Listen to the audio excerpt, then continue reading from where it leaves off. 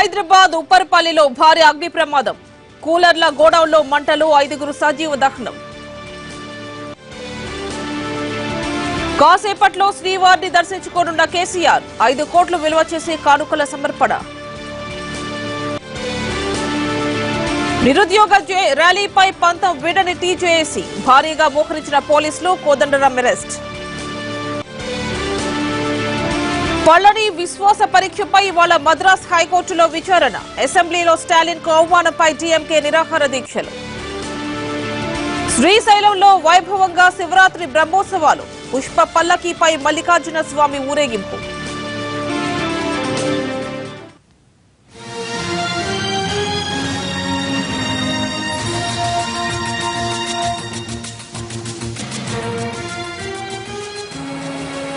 హైదరాబాద్ రాజేంద్ర నగర్ పరిధిలోని ఉప్పరపల్లిలో భారీ అగ్ని ప్రమాదం జరిగింది. ఎయిర్ కూలర్ల గోదాములో ఒక్కసారి మంటలు చెలరేగడంతో 5గురు కార్మికులు సజీవ దహనమయ్యారు.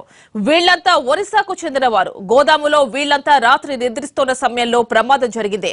కార్మికులంతా లోపల పనులు చేస్తుంటే బయట యజమాని ప్రమోద్ తాళం వేసుకుని వెళ్లిపోయాడు.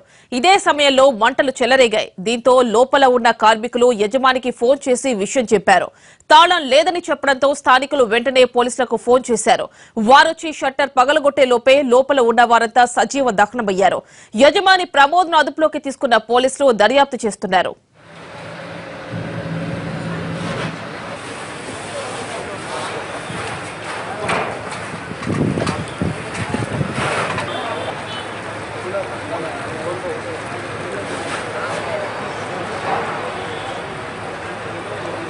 ఉప్పరపల్లి అగ్ని ప్రమాదానికి సంబంధించి మరిన్ని డీటెయిల్స్ మా ప్రతినిధి రాధాకృష్ణ అందిస్తారు. రాధాకృష్ణ, ఈ ప్రమాదం అసలు ఎలా జరిగింది?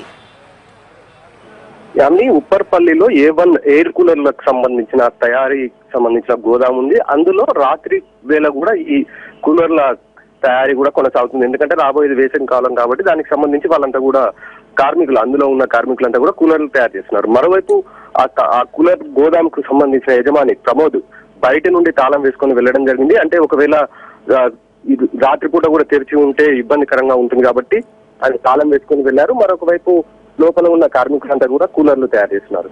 ఈ క్రమంలో ఒక్కసారిగా అగ్ని ప్రమాదం చోటు చేసుకోవడం జరిగింది. బయట నుండి తాళం వేసి ఉండటంతో బయటికి వచ్చేందుకు కూడా వాళ్ళకు ఎలాంటి ఛాన్స్ లేకపోవడం జరిగింది. దీంతో దాంట్లో ఉన్న 5గురు కార్మికులు సజీవ దహనమయ్యారు. ఇందులో 4గురు కార్మికులు రెగ్యులర్ గా దాంట్లో పనిచేసే వాళ్ళు కాగా ఒక్కరు మాత్రం వాళ్ళకు సంబంధించిన బంధువు, ఈ చనిపోయిన వాళ్ళలో ఒకరికి సంబంధించిన బంధువు అనేది అక్కడ ఉన్న వాళ్ళు చెప్తున్నారు. ఇందులో 3 డెడ్ బాడీలను ఇప్పటి వరకు స్వాధీనం చేసుకున్నారు. ఇంకా 2కి సంబంధించిన బాడీస్ దొరకాల్సి ఉంది. ప్రస్తుతం ప్రమోద్ ని పోలీసులు అదుపులోకి తీసుకున్నారు. అతని నిర్లక్ష్యం మూలంగానే ఇంత పెద్ద ప్రమాదం జరగడమే కాదు 5గురు కూడా సజీవ దహనం కావడానికి కారణమయ్యారంటూ కూడా ప్రస్తుతం వాళ్ళని ప్రమోద్ ని అదుపులోకి తీసుకోవడం జరిగింది. ఇంకా అగ్నిమాపక సిబ్బంది అక్కడ వస్తున్నారు. ఎందుకంటే కూలర్లు తయారు చేసిన కంపెనీ గడ్డితో పాటు ప్లాస్టిక్ కు సంబంధించిన వస్తువులు ఎక్కువగా ఉండడం తోటి మంటలు ఒక్కసారిగా ఎగిసిపోవడం జరిగింది. తెల్లవారుజామున 4 గంటల ప్రాంతంలో ఈ సంఘటన చూసుకుంటే 2.5 గంటల పాటు అగ్నిమాపక సిబ్బంది మంటలు ఆర్పేందుకు ప్రయత్నం చేస్తున్నారు. దట్టమైన పొగ కూడా అలుముకొనుంది. ఈ చనిపోయిన వాళ్ళంతా కూడా బీహార్ కు సంబంధించిన వాళ్ళు. వీళ్ళు చనిపోయిన వారిని పోలీసులు కూడా ఐడెంటిఫై చేయడం జరిగింది. ఇందులో ఇర్ఫాన్, సదం, సదు, అయబ్ ఖాన్ వీళ్ళు 4గురు కూడా బీహార్ కు చెందిన వాళ్ళే. ఈ 4గురు బీహార్ నుండి వచ్చి ఈ కంపెనీ ఈ ఎయిర్ కూలర్ గోదాంలో పనిచేస్తున్నారు. ఈ 4గురులో ఒకరికి సంబంధించిన బంధువు రాత్రి కూలర్ గోదాంకి రావడం జరిగింది. అతను కూడా వీళ్ళతో పాటే ఉండడం, ఈ సంఘటనలో అతను కూడా సజీవ దహనం కావడం జరిగింది. రాధాకృష్ణ, అసలు లోపల కార్మికులు ఉండగా బయట తాళం వేయడం ఏమిటి? అసలు ఎప్పుడు ఎలానే చేస్తారా, లేకపోతే లోపల నుంచి ఓపెన్ చేసే సోర్స్ ఏమీ లేదా అక్కడ? అసలు ఈ గోదాం అంతా కూడా పూర్తిగా షెడ్ ఒక ఎంట్రీ ఒకటే ఉంది బయట నుండి. అది కూడా గోదాంకి సంబంధించిన షటర్ ఓపెన్ చేస్తేనే ఎవరైనా సరే లోపలికి కానీ బయటికి రావాల్సిన పరిస్థితి ఉంటుంది. ఎందుకంటే గోదాం కాబట్టి అతను పూర్తిగా రక్షణ ఏర్పాట్లు కూడా చేసుకోవడం జరిగింది. అంటే కూలర్లు బయటికి వెళ్లకుండా లోపలికి ఎవరు చొరబడకుండా ఉండేలాగా అతను ఏర్పాట్లు చేయడం జరిగింది. అందులో భాగంగానే ఆయన షటర్ కి తాళం వేయడం జరిగింది.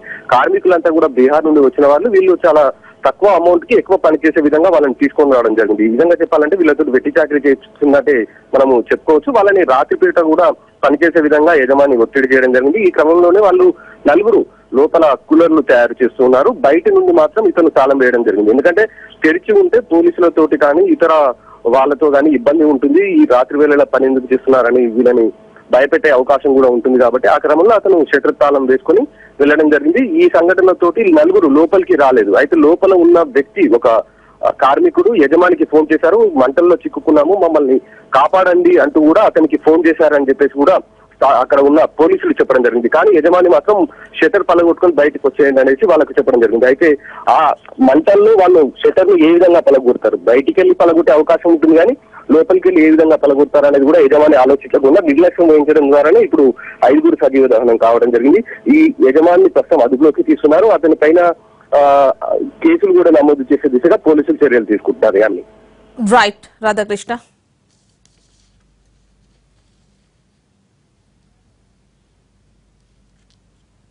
అది కొత్తగా స్టార్ట్ చేశాను నేను. అది దానికి అప్లై కూడా. మీ పేరు ఏం పేరు? నా పేరు ప్రమోద్ కుమార్. ఒక 5 minutes సరాదా చేద్దామన్నా ప్లీజ్. ఒక నిమిషం. ఎంతమంది ఊరిలో? ఇలా 4 ఉండే పిల్లలు, మన పని పిల్లలు. ఏం పేరు వాళ్ళ పేర్లు? ఇర్ఫాన్, సద్దాం, సాడు, ఇంకొక పేరు నాకు తెలియదు, ముజాహిద్. అంటే ఇప్పుడు వాళ్ళు ఇందులో ఉన్నారా? ఉండే వాళ్ళే ఫోన్ చేసిండు నాకు. ఎన్ని గంటలకు అయింది ఫైర్? 5:28 నాకు కాల్ చేసిండు వాడు. ఇప్పుడు మొత్తం మీద 5 మంది అందులో ఉన్నారు. తెలియదు నాకు, తెలియదు. ఉన్నారా వాళ్ళనైతే కుళ్ళగొట్టి బయటకు వచ్చాయని చెప్పిన. మార్నింగ్ 5:20, 5:15, 5:20కి ఇమీడియట్గా మాకు ఇన్ఫర్మేషన్ వచ్చింది ఫైర్ యాక్సిడెంట్ అయినప్పుడు. మా ఇన్స్పెక్టర్, నేను, మా ఎస్ఐస్ అందరం ఇమీడియట్గా వచ్చి అక్కడ ఈ పక్కన వాచ్మెన్కి అరుపులు నిలబడ్డాయి. అంతకుముందు 10 నిమిషాల ముందు అరుపులు నిలబడికి వాడు ఇమీడియట్గా వచ్చి ట్రై చేసాం షట్టర్ లిఫ్ట్ చేయడం కోసం. వాళ్ళతో కాలేదు. మేము రాగానే ఇమీడియట్గా షట్టర్ మామూలు మేమందరం ట్రై చేసాం కానీ కాకపోతే అది లోపల రాకున్నది. ఇమీడియట్గా లారీ కొన్ని టిప్పర్ రివర్స్లో క్యాచ్ చేయడం వల్ల షట్టర్ బ్రేక్ చేయగలిగాం కానీ అప్పటికే ఫైర్ మొత్తం స్ప్లిట్ అయింది. అది ఎయిర్ కూలరు గట్టి ఉంటుంది, ప్లస్ ప్లాస్టిక్ మెటీరియల్ ఉంది కాబట్టి దాన్ని ఇమీడియట్గా మొత్తం స్ప్రెడ్ అయింది కాబట్టి కంట్రోల్ చేయలేకపోయినాము. ఫైర్ ఇంజిన్స్ వచ్చినాయి, 3 వర్క్ చేస్తున్నాయి, ఇంకో 2 ఫైర్ మాత్రం కంట్రోల్లో ఉంది. ఎంత ముగ్గురు మనకు అందుబడుతున్నారు. ముగ్గురు మరి వాళ్ళు ఓనర్ ప్రకారం ఏంటంటే 4 ఉండొచ్చు అనేది అంటున్నారు. ఓనర్ 5 మంది అని అంటారు సార్. మరి వెరిఫై చేయాలి. ఓనర్లు కూడా ప్రమోదం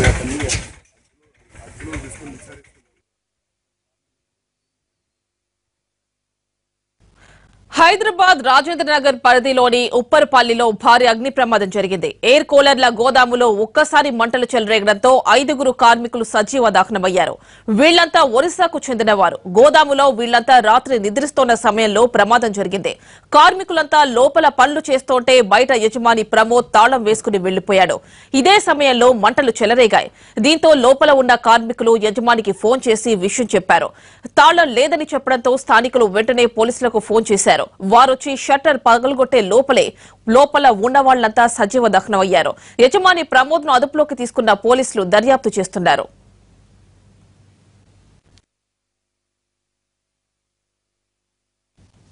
బులెటిన్లో చిన్న బ్రేక్ తీసుకుందాం. Stay tuned.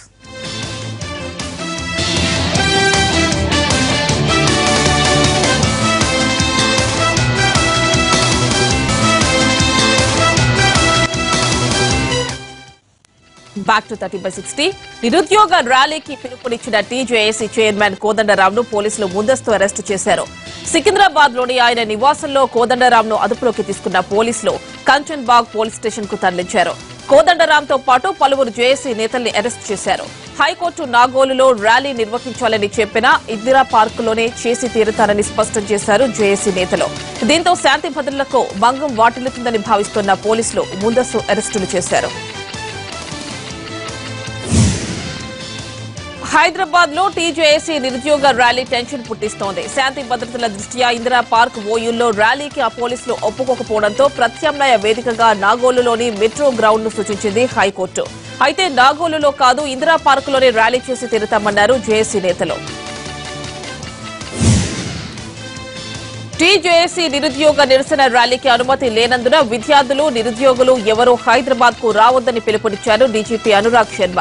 ఇలాంటి ర్యాలీల్లో పాల్గొని భవిష్యత్తును నాశనం చేసుకోవద్దని సూచించారాయన. అటు పోలీసులు, ఇటు టీజేఏసీ పట్టు వీడకపోవడంతో ఇవాళ ఏం జరుగుతుందా అన్న టెన్షన్ నెలకొంది. హైదరాబాద్ లో ఎలాంటి అవాంఛనీయ ఘటనలు జరగకుండా భారీగా పోలీసులు మోహరించారు. ఇందిరా పార్క్ లో ఇప్పటికే భారీ ఎత్తున పోలీసులు మోహరించారు. తెలంగాణ సీఎం కేసీఆర్ కాసేపట్లో కుటుంబ సభ్యులతో కలిసి తిరుమల శ్రీవారిని దర్శించుకోనున్నారు. తెలంగాణ రాష్ట్ర ప్రభుత్వం తరపున స్వామివారికి ఆభరణాలు సమర్పిస్తారు. నిన్న సాయంత్రమే కొండపైకి చేరుకున్న కేసీఆర్ కు ఘన స్వాగతం లభించింది. తిరుమలలో రాత్రి శ్రీకృష్ణ అతిథి గృహంలో కేసీఆర్ కుటుంబం బస చేసింది. తెలంగాణ అసెంబ్లీ స్పీకర్, మంత్రులు అతిథి గృహాల్లో బస చేశారు.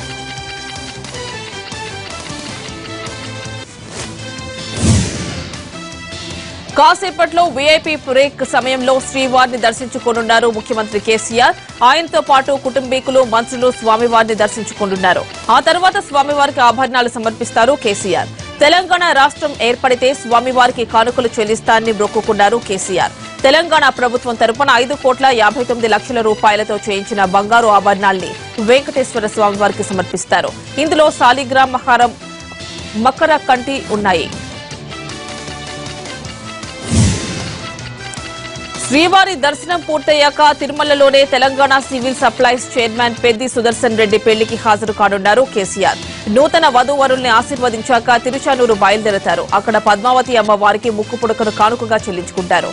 తిరుచానూరులో అమ్మవారిని దర్శించుకున్నాక మధ్యాహ్నం 12:30కు రేణిగుంట ఎయిర్పోర్టు నుంచి బయలుదేరి 2 గంటలకల్లా బేగంపేట్ చేరుకుంటుంది కేసీఆర్ బృందం. ముఖ్యమంత్రి పళనిస్వామి ఎన్నికను, బల పరీక్షను సవాల్ చేస్తున్న జీఎంకే అన్ని వైపుల నుంచి దాడిని ఉధృతం చేస్తోంది. శనివారం నాటి విశ్వాస పరీక్ష జరిగిన తీరు, నిబంధనల ఉల్లంఘనను రాష్ట్రపతి దృష్టికి తీసుకువెళ్లాలని ఆ పార్టీ నిర్ణయించింది. స్టాలిన్ నేతృత్వంలో ప్రత్యేక బృందం ఇవాళ రాత్రి ఢిల్లీకి చేరుకోనుంది. రేపు రాష్ట్రపతి ప్రణబ్ ముఖర్జీని కలిసి పరిస్థితిని వివరిస్తారు. ముఖ్యమంత్రిగా పళనిస్వామి బల పరీక్ష ఎన్నిక చెల్లదని ప్రకటించాలని విజ్ఞప్తి చేయనున్నారు.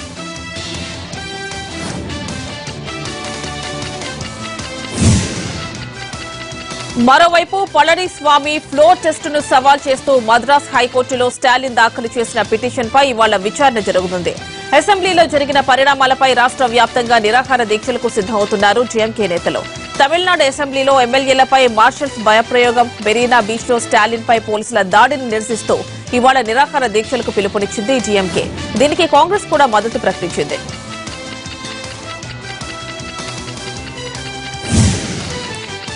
మరోవైపు పళనిస్వామి విశ్వాస పరీక్ష సందర్భంగా స్పీకర్ ధన్పాల్ వ్యవహరించిన తీరును తప్పుబడుతోన్న జీఎంకే అవిశ్వాసం ప్రవేశపెట్టింది. అసెంబ్లీ సెక్రటరీకి ఇప్పటికే నోటీస్ ఇచ్చింది.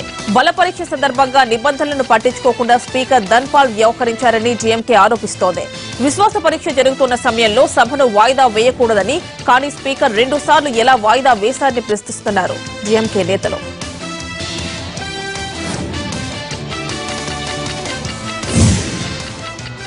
తమిళనాడు మాజీ సీఎం అన్నా డీఎంకే చీలిక వర్గం నేత పన్నీర్సెల్వం నుంచి తనకు ప్రాణహాని ఉందని ఆరోపించారు ఆ పార్టీ అధికార ప్రతినిధి సరస్వతి. చెన్నై నగర పోలీస్ కమిషనర్ కు ఫిర్యాదు చేశారు. తన మొబైల్ కు బెదిరింపు కాల్స్ వస్తున్నాయని, ఇవన్నీ విదేశాల నుంచి చేస్తున్నారని ఫిర్యాదులో పేర్కొన్నారు. మాజీ మంత్రులు వనర్మతి, గోకుల ఇందిర, సినీ నటి విజయశాంతులకు కూడా బెదిరింపు కాల్స్ వస్తున్నాయని, దీని వెనుక పన్నీర్సెల్వం, అన్నా డీఎంకే ఐటీ విభాగం మాజీ ఆఫీసర్ బేరర్ రామచంద్రన్ల హస్తం ఉన్నట్లు ఆమె ఆరోపించారు.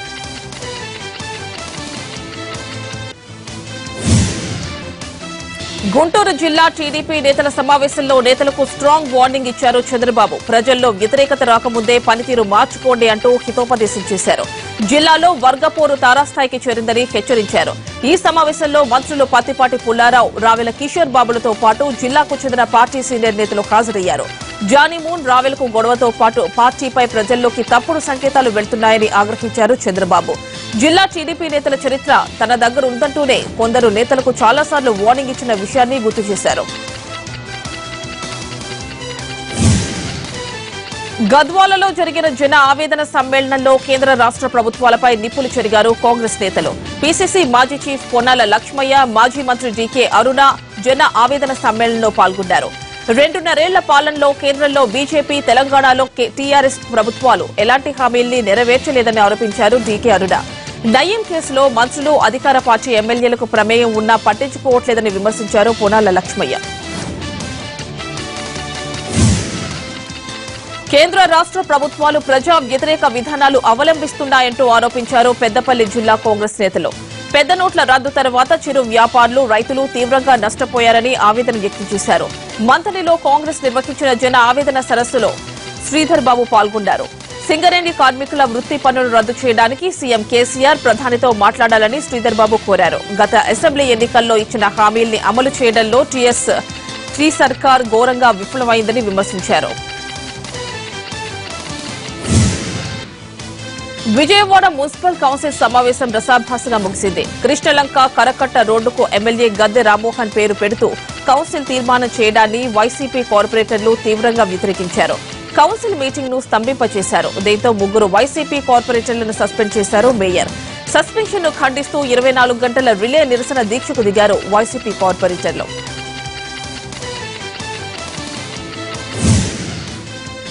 30/60లో మరో చిన్న బ్రేక్ తీసుకుందాం. Stay tuned. Hyderabad Dilsukhnagar లో బాంబు పేలుడు లాంటి ఘటనలు పునరావృతం కాకుండా కఠిన చర్యలు తీసుకోవాలని బాధితులు డిమాండ్ చేస్తున్నారు. బాంబు పేలుళ్ల విషాదాంతానికి 4 ఏళ్లు కావడంతో నాటి మృతులకు నివాళులర్పించారు నేతలు, స్థానికులు. ఈ కార్యక్రమంలో గాయాల పాలై కోలుకున్న బాధితులు కూడా పాల్గొన్నారు. తమను అన్ని విధాలా ఆదుకోవాలని పేలుళ్ల బాధితులు డిమాండ్ చేశారు. యాదాద్రి భువనగిరి జిల్లాలో టీఎస్ఆర్టీసీ బస్సుకు త్రుటిలో ప్రమాదం తప్పింది. హైదరాబాద్ నుంచి వరంగల్ వెళ్తోన్న గరుడ బస్సు ఆలేరు సమీపంలోకి చేరుకోగానే ఒక్కసారిగా మంటలు రేగాయి. మంటలను గమనించిన డ్రైవర్ వెంటనే బస్సును రోడ్డు పక్కన నిలిపివేశాడు. దీంతో ప్రయాణికులంతా సురక్షితంగా బయటకు దిగేశారు. అయితే కొన్ని నిమిషాల వ్యవధిలోనే మంటలు వ్యాపించడంతో బస్సు పూర్తిగా దగ్ధమైంది. షార్ట్ సర్క్యూట్ కారణంగానే ప్రమాదం జరిగినట్లు తెలుస్తోంది. హైదరాబాద్ ఎల్బీ నగర్ లో ఓ కార్ దగ్ధమైంది. కామినేని హాస్పిటల్ సమీపంలోని మారుతి 800 లో ఒక్కసారిగా మంటలు చెలరేగాయి. ఎండ వేడికి ఇంజిన్ లో మంటలు ఉవ్వెత్తున ఎగిశాయి. అయితే డ్రైవర్ అప్రమత్తంగా ఉండి కారును నిలిపివేయడంతో ప్రమాదం తప్పింది. అగ్నిమాపక సిబ్బంది ఫైర్ ఇంజిన్లతో మంటలను అదుపులోకి తెచ్చింది.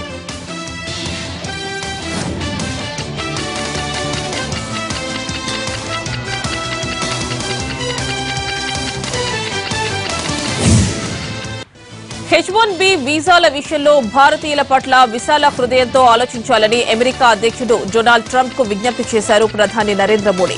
H1B వీసాలను తగ్గిస్తే $150 బిలియన్ భారత ఐటీ సేవల పరిశ్రమపై ప్రభావం తీవ్రంగా పడుతుందన్నారు. అమెరికాకు సాఫ్ట్వేర్ ఎగుమతుల మీదే ఐటీ పరిశ్రమ ఆధారపడి ఉందని ట్రంప్ కు మోడీ చెప్పినట్లు పీఎంఓ ప్రకటించింది.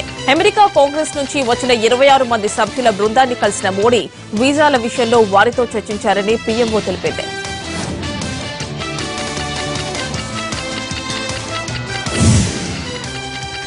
పెద్ద నోట్ల రద్దు తర్వాత తీసుకొచ్చిన 2000 నోటుపై విమర్శలు రావడంతో సరికొత్త ₹1000 నోటును తీసుకురావాలని భావిస్తోంది ఆర్బీఐ. కొత్త 1000 నోటు ఇప్పటికే ప్రింటింగ్ ప్రారంభమైందని త్వరలోనే మార్కెట్కు విడుదల చేస్తారని తెలుస్తోంది.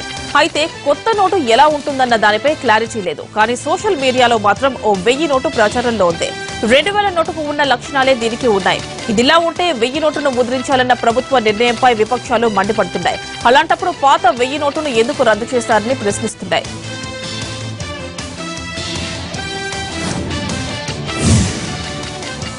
ఇవి 30/60 అప్డేట్స్. మరి కాసేపట్లో లైవ్ షో టెలికాస్ట్ అవుతుంది. నమస్తే.